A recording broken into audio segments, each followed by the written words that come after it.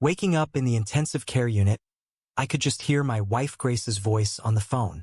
Bits of her conversation drifted to me, and I suddenly realized she was talking about my will.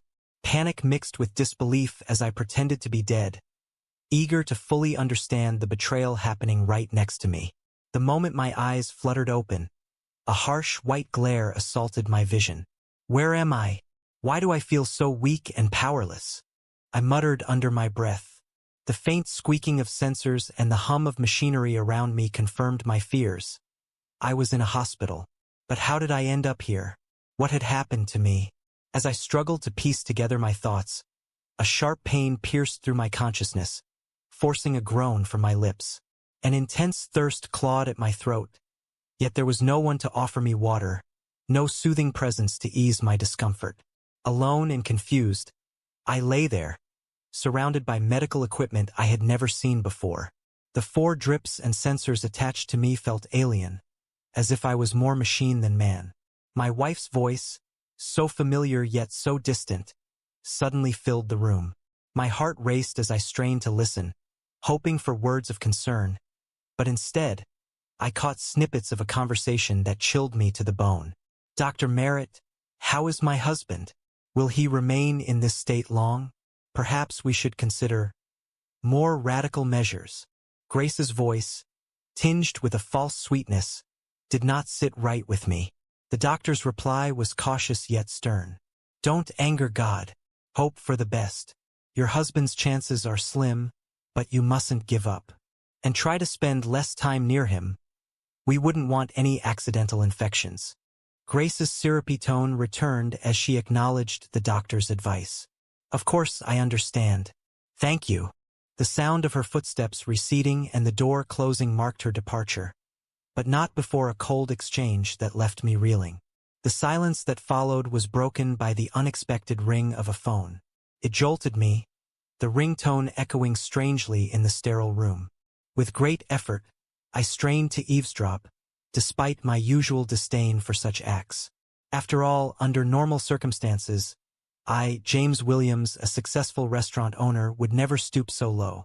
But confined to this hospital bed, I had no choice but to listen. "Hello, darling. Is that you? Your number seemed unfamiliar." "A will? Yes, I've written it. Yes, everything as I wanted." Grace spoke into the phone, her words slicing through the air with precision. The conversation that followed revealed her true intentions. She spoke of managing my restaurant, of inheriting everything once I was no longer there. As she continued, my heart pounded with a mix of fury and despair.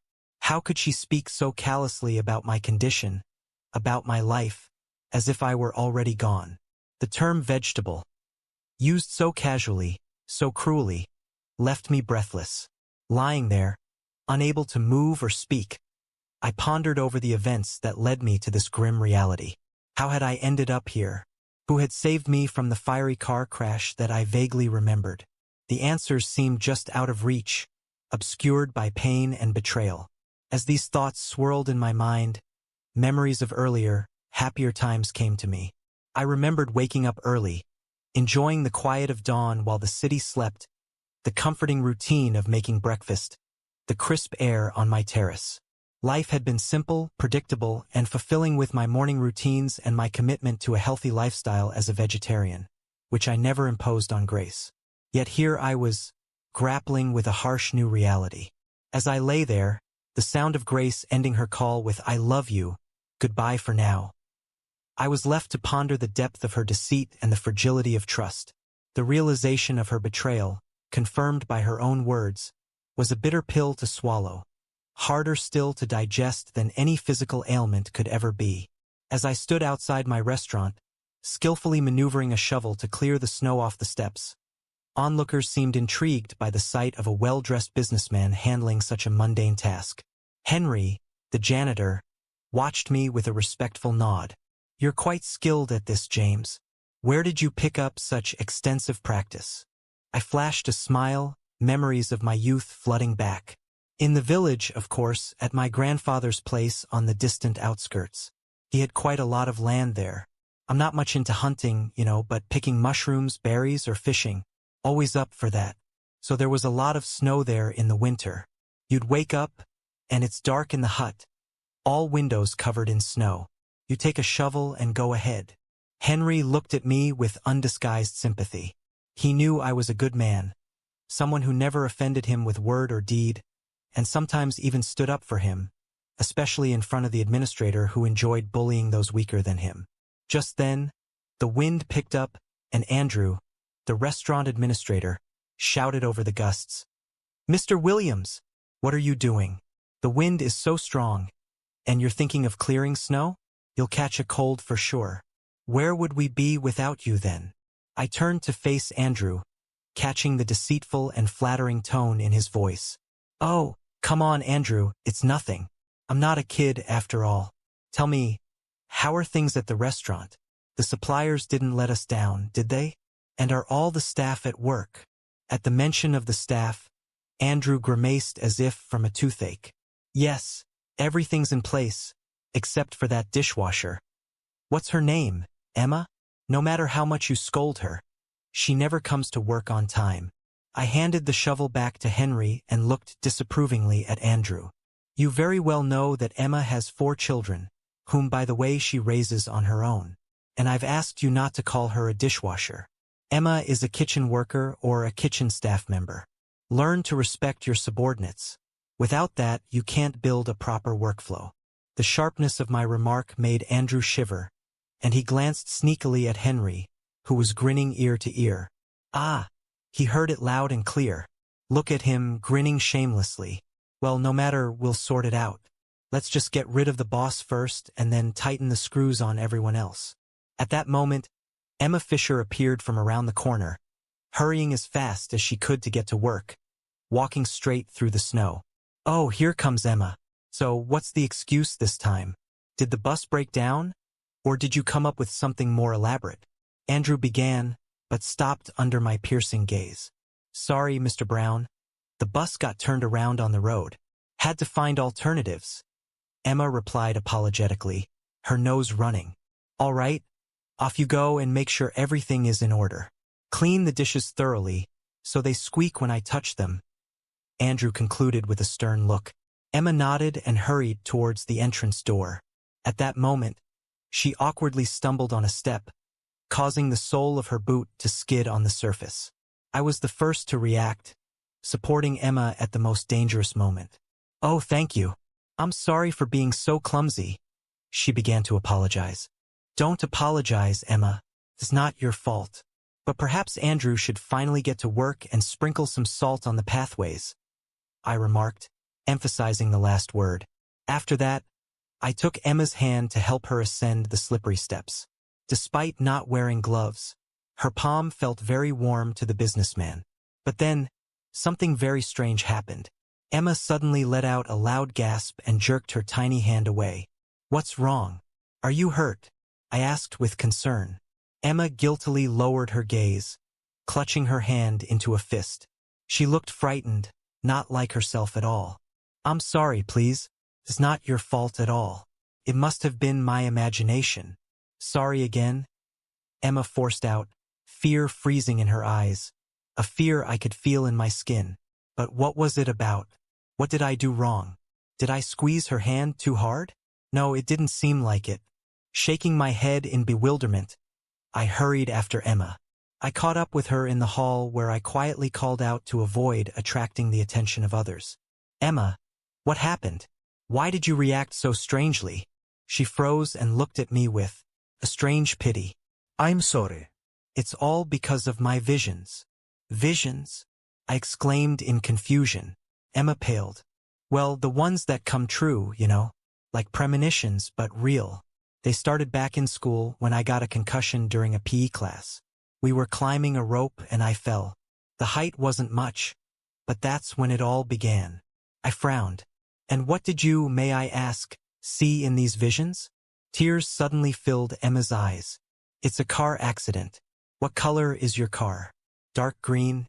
"When I touched your hand, I immediately understood that car will be involved in a terrible accident. But it won't be your fault. It will be someone very close to you.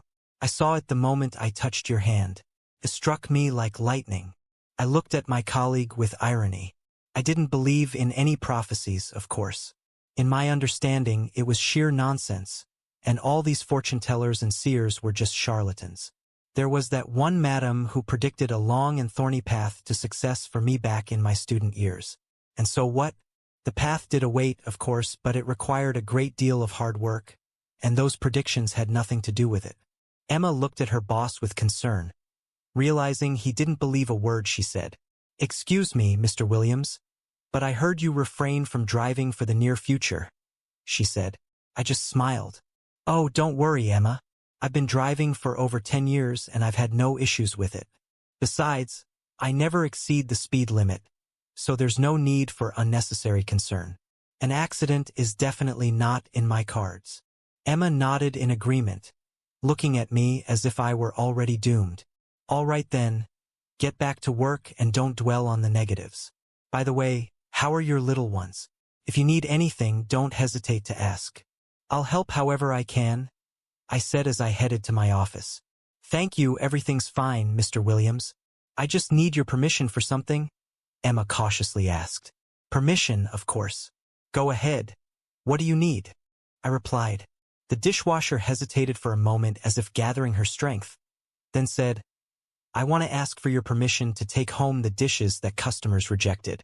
Just one or two. I'll pay for everything. Can it be deducted from my salary?" I smiled. "Yes, of course. What's the matter? And no payment is necessary.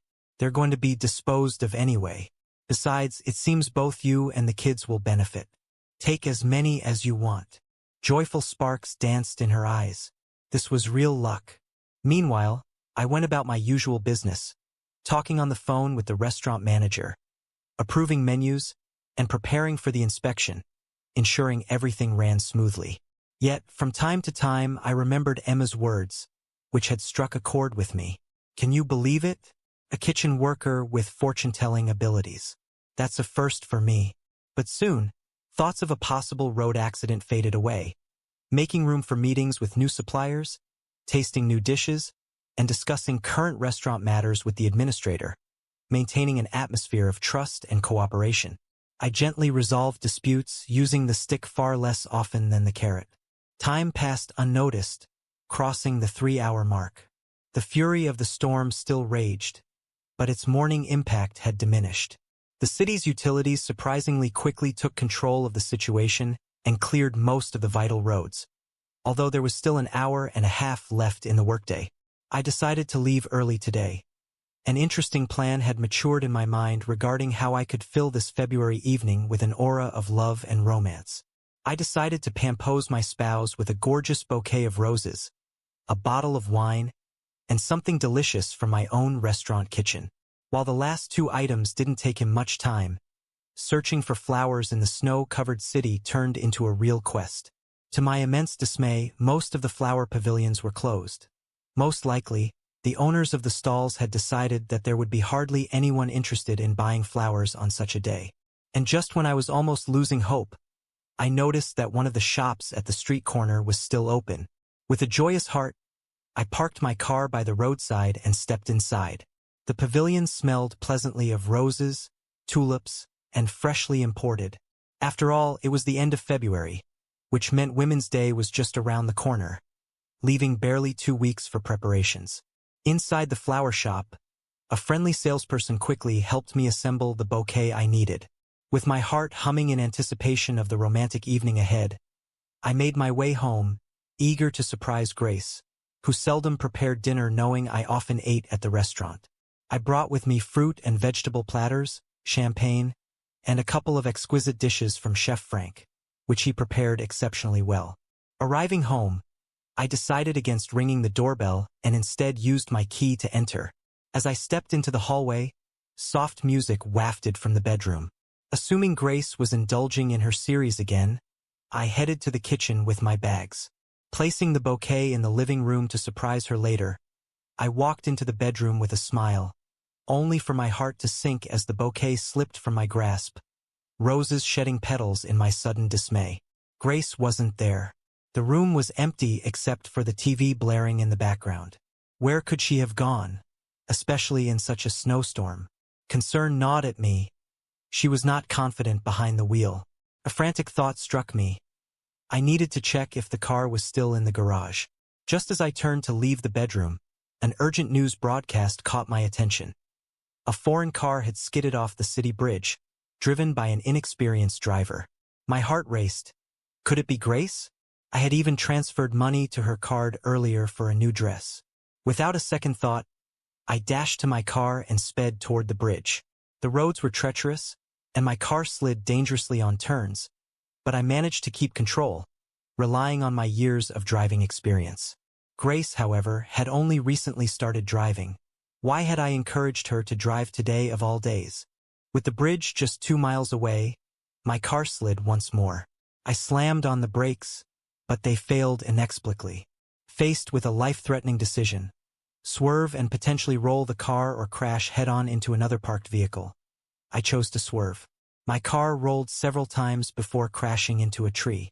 The last thing I remember was the sharp smell of gasoline, hinting at the imminent danger of a fire. Now, here I lay in the hospital, surrounded by the constant beeping of life support machines, haunted by the realization that the girl from the news wasn't Grace but someone else. My thoughts were a whirlwind of confusion and betrayal. Grace had been seeing someone else all this time, someone she valued more than anything. And then there was the matter of the will. She had convinced me to draft it just a few months ago. At the time, it seemed insignificant, but now, every detail took on a sinister hue. As these thoughts tormented me, I made a decision to feign being in a coma, keeping my eyes tightly shut whenever Grace was near. I could feel her gaze on me, cold and calculating, her fingers itching to end my life by simply pressing a few buttons on the machines that kept me alive. The danger felt palpable, as if death were breathing down my neck. Just then, footsteps echoed in the corridor, causing Grace to retreat quickly. Dr. Merritt entered the room shortly after, discussing my case with a nurse. It's just mind-boggling. She's ready to bury him alive, you know. Why marry such vipers? He commented. Dr. Merritt approached my bed, noting aloud that some sensors seemed to be disabled. Probably a malfunction. We'll need a specialist to check this, though it usually takes time for a patient to come out of a coma. I'm sure he'll survive against all odds. A miracle in such cases is quite possible, he said optimistically. The nurse, Erica, stayed behind to check the sensors. As she fiddled with them, I whispered quietly for water. Startled, she jumped slightly, then quickly regained her composure. So, you've woken up? Why didn't you signal? She asked.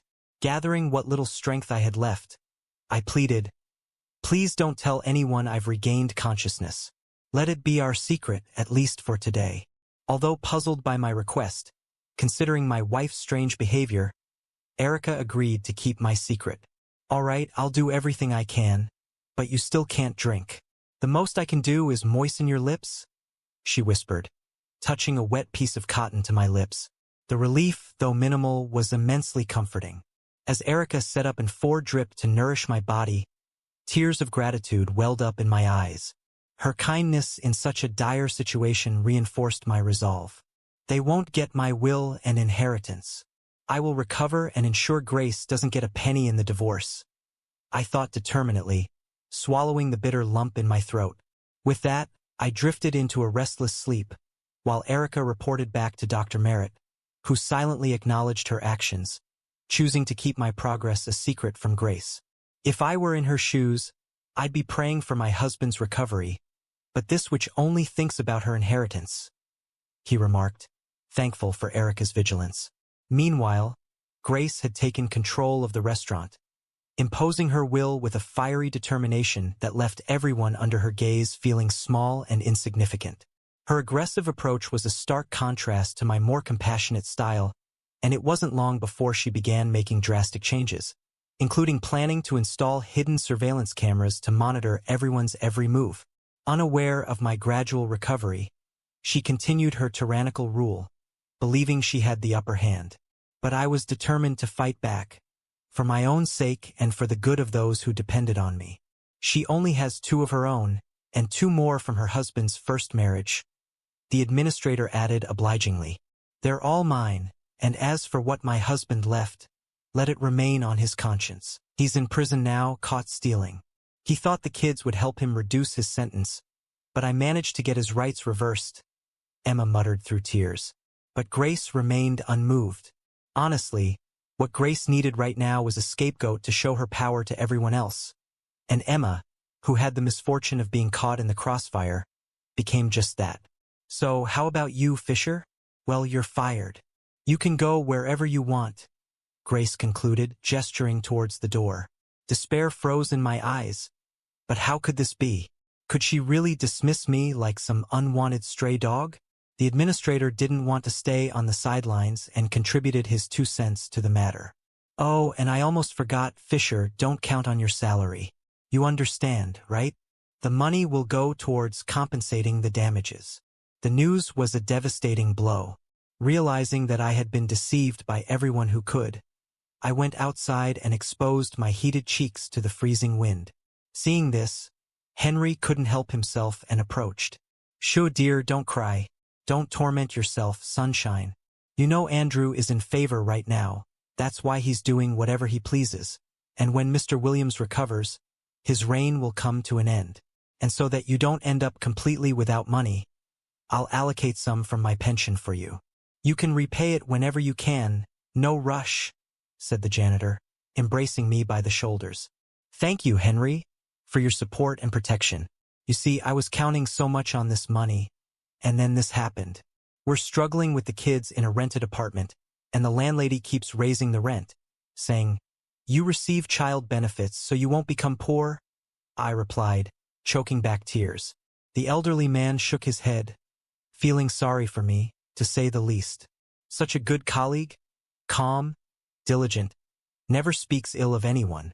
I washed dishes up to my elbows in hot water, and that's it. And this Andrew, the administrator, is a first-rate troublemaker.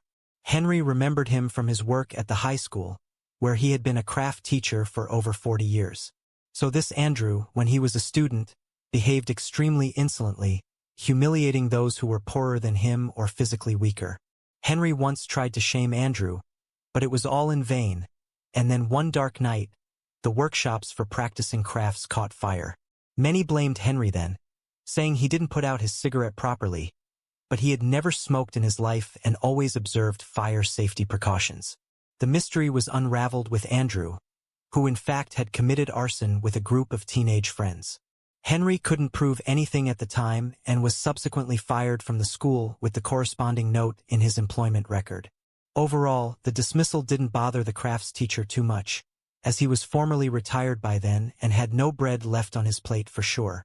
After 17 years had passed since the incident, by the twist of fate, Andrew and the elderly janitor crossed paths again, though in quite different capacities. Now, of course, Andrew pretended not to recognize his former teacher, but Henry Brooks was no fool and had seen far too much in life to take Andrew at his word. However, James appealed to him, honest, kind, fair, just the kind of leader he should be. Clutching the money given by Henry, I slowly made my way towards the bus stop to catch my needed bus on time. Memories of the recent snowstorm loomed on both sides of the road, with dirty gray mounds of snow that had fallen several weeks ago. Lost in my somber thoughts, I trudged along the street when suddenly I heard a muffled murmuring. It turned out that I hadn't managed to distance myself from the restaurant by a decent margin, and thus I quickly turned around, thinking Henry was following me to say something, but there was no one behind me. A fairly brisk frost lingered, nipping at my nose and rosy cheeks. The mysterious sound repeated, and I realized it was coming from the nearest snowdrift. Understanding that someone clearly needed help, I cautiously approached and froze in shock. There lay a man with a bloody head, groaning softly and unconscious on the dirty gray snow.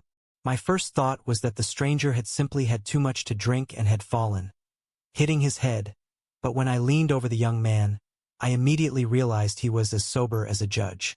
Without a second thought, I lifted the unfortunate man under his armpits and tried to get him on his feet. He was gradually regaining consciousness, indicating that the initial shock from the injury was wearing off. "Damn! How could this happen? Bastards! Don't touch Jack!"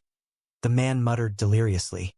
Meanwhile, I stooped under the weight of the stranger's body, led him to Henry's shed, thinking that the injured man was simply delirious. I tried to ignore his muttering and persevered towards our destination. The man I had rescued was definitely a vagabond and could have frozen to death on the streets in such bitter cold. Seeing my flushed face, Henry understood everything without words. Taking the man from the other side, he, with my help, quickly laid him on the cot which had once been a folding sofa. "Well, that's better now. Let's treat the wound on his head. He'll probably recover soon," Henry sighed in relief, taking out bandages, cotton, and antiseptic from the first aid kit. "Can you manage? Shouldn't we call an ambulance?" I asked anxiously, but the janitor just shook his head. "No, dear, there's no need. Why distract people from more important work? I wanted to be a doctor in my youth, but I failed the entrance exams, then spent a year and a half in medical school, decided to become a nurse, but even there, luck wasn't on my side, so I had to become a laborer. But I know how to provide first aid, so don't worry. The lad is tough, street smart. He'll pull through, no doubt." My face immediately lit up with a sweet smile as the wounded man opened his eyes and began to turn his head from side to side, trying to understand where he found himself. "Easy there, buddy, easy. Sudden movements aren't recommended for you right now. Just lie down and regain your senses. Do you at least remember your name?" Henry cautiously asked. The guy forced a smile. "Of course I do. Connor, that's my name. Sawyer, the last name. Got beaten up because of a dog. These rich kids wanted some fun with a victim, and they chose the dog, Jack. He's a street dog, you know. He settled near the meat pavilion, not afraid of people. So when I saw that villainy, I immediately rushed to help. I took down 2 on the snow, but the third one, the jerk, hit me on the head with something." Henry nodded sympathetically. "Yeah, that kind of thing happens. Don't worry. Stay here as long as you need. I have firewood and a little stove here. You'll be as comfortable as can be." Connor gratefully looked at me, who hadn't passed by and helped him in his difficult moment. Sneaking a glance at my watch, I sighed sadly. "Well, looks like I'll have to take a taxi now. There go my savings. I've already missed the bus." Connor sniffled with a guilty look and turned away to the wall. Then, feeling it was because of him, the vagabond said, "Forgive me for God's sake. I didn't mean for it to turn out this way. I've been having quite the adventures lately. 3 weeks ago, I pulled a rich guy out of a burning car. Maybe you heard about it? It was quite a loud incident." I paled and involuntarily looked at my palm, remembering what happened during the revelation regarding Mr. Williams' future. "We heard, Connor. That was the restaurant owner, well, the one Henry and I used to work for." Henry replied for both of us. "We don't work there anymore, at least I don't." I corrected him immediately. The guy shook his head sadly and winced from the pain. His neck was stiff, and any slightly sharp movement caused a spasm. "Easy, my friend. Don't get agitated. And for saving our friend here, you deserve a special thank you. James was a very good person and probably still is." The janitor corrected himself. "I just happened to be there. It's not really my territory, you see. Us vagabonds, we divide everything by districts, by yards. Step onto someone else's turf, and you'll quickly get your ribs cracked. But there, I saw it. An accident and a pillar of smoke rising from it. People were running around, wailing, but no one was rushing to save the man. The gas tank could have exploded at any moment." The vagabond began his story. Henry looked at his interlocutor with undisguised respect. Deep down, he had long concluded that Connor was a good man. Otherwise, would he have rushed to the defense of a stray dog? Unlikely. Connor took a deep breath and, touching the wound on his temple with his fingers, continued, "As soon as I saw that someone could burn alive, I ran straight to the car. I smashed the glass with a cobblestone and started pulling him out of the car. And all around, there was noise, chaos, people shouting that the fuel tank would soon explode. It was all true, but you can't just leave the driver. Anyway, I made it, dragged him about 10 meters away, and then it went off. You, my friend, are a true hero, to just throw yourself into the fire for our James," Henry said sorrowfully. I looked warmly at the rescued boy and caught myself thinking that all this seemed somehow not accidental. Connor saved James. I saved Connor. After that, it was hard to believe in coincidences. Since I couldn't delay any longer, I called a taxi and went home, where 4 hungry children were waiting for me. Nathan, Anna, Peter, and Emily. At the same time, lying in the hospital bed, I gradually came back to my senses. Although my strength was minimal and I could barely manage to hold a spoon or fork, Erica and Dr. Merritt had skillfully kept Grace in the dark for 5 days. She believed I was still in a coma and was planning to disconnect me from the life support to claim her inheritance. On the 5th day, I called Erica over and asked for her help with a daring plan.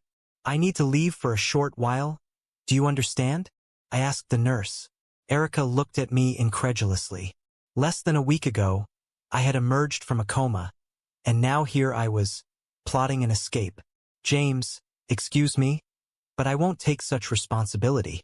What if something happens to you? What should I do then, stand trial?" Erica objected. Desperation flickered in my eyes. "Well, help me be a human, will you? I'll sign any document you want about understanding the consequences and relieving the clinic of all responsibility," I pleaded. Erica hesitated, her face a portrait of conflict, yet understanding the urgency, especially given Grace's ruthlessness. "Fine, I agree, but only if we go together, okay? It'll be calmer for both of us." Just in the evening, a couple of hours before lights out, she proposed, and I nodded in agreement. "Okay, Erica, but let's keep this between us. Not even Dr. Merritt should know so that no one else knows," I insisted with a hopeful look. Erica nodded and began preparing for our covert departure. She gathered necessary medicines and even borrowed a walking stick from the clinic. Meanwhile, I lay back, gathering strength and contemplating the past events, my thoughts inevitably turning to Emma. God, she was right all along, I thought, tears welling up as I realized the weight of my previous skepticism. Later that evening, Erica returned with a set of clothes. "Here, get dressed. These are my ex-husband's things. He never bothered to take them. I think they'll fit you," she said with a smile. I dressed as swiftly as my body allowed, staggering under the weight of my injuries. Every few steps required a pause as I caught my breath, but Erica was there, understanding and patient, supporting me every step of the way. She had even arranged for a private driver who drove cautiously and asked no questions. Arriving at my home, anxiety surged within me. The familiar drumbeat of my heartbeat echoed in my ears as I approached the front door, keys in hand. Inserting the key into the lock, I found it didn't fit. Grace had changed the locks. She adapted to the new reality quickly, I must say, I muttered, resigning myself to ring the doorbell instead. The door opened shortly after, revealing not Grace, but her lover, clad in my own bathrobe, a gift from my late mother. The sight triggered a mixture of shock and anger in me. "Who's there, darling? Not the utilities again, I hope. I've paid everything in advance for a month, so we could relax at the resort." Grace's voice floated from behind the stranger. Pale and clenching my fists in pain, I confronted the scene before me. Grace, realizing her gambit had failed, fell to her knees. "James, please forgive me. It's not what you think. I swear. I thought you had only a few days left." Teeth gritted, barely containing my fury, I said, "I'll give you 5 minutes to gather your things and leave this house." Her lover, posturing with bravado, dismissed me.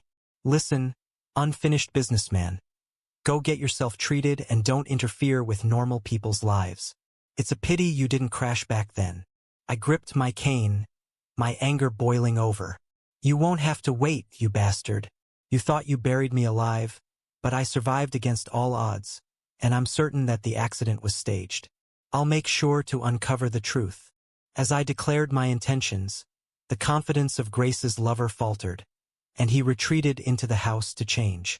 The facade of a happy relationship with Grace crumbled as quickly as it had been constructed. I proceeded to sever Grace's access to their shared resources, blocking all her cards and accounts. Years ago, I had elevated Grace from provincial obscurity, shaping her into a semblance of a businesswoman, but no more. After such a betrayal, I was determined to see justice served. I contacted an investigator to reopen the fraud case Grace had allegedly not committed. In a final attempt to salvage her scheme, Grace lunged at me with a vase, but Erica intercepted her swiftly. The arrival of the police sealed their fate.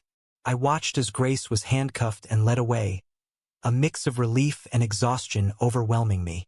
Supported by Erica, I did not collapse but sank gently to the ground. As I recovered, surrounded not by plots and betrayal, but by genuine friends like Henry, Emma, and Connor, I considered a new future. Emma, having proved her loyalty and hard work, was offered a promotion. I openly expressed my feelings to Erica, eliciting joy and a burst of applause from our small, supportive crowd.